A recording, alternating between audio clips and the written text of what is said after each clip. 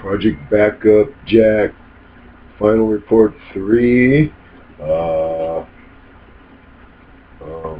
product review, ever start 750 watt inverter, whatever.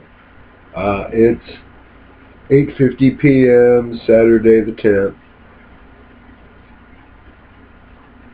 Still going strong. Computer believes it's plugged into the wall. Let me go and look at the battery. Ah!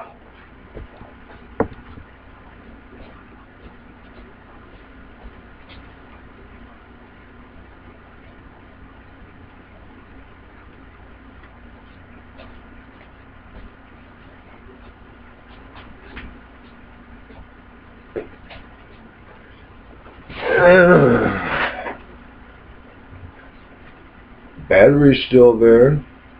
Inverter says there's exactly 12 volts charge on that battery. Considering started yesterday at 5 p.m. and with the exception of 9 hours between 12:30 or midnight 30 and 9 a.m. when me and the computer were asleep, this computer's been running strictly on that battery.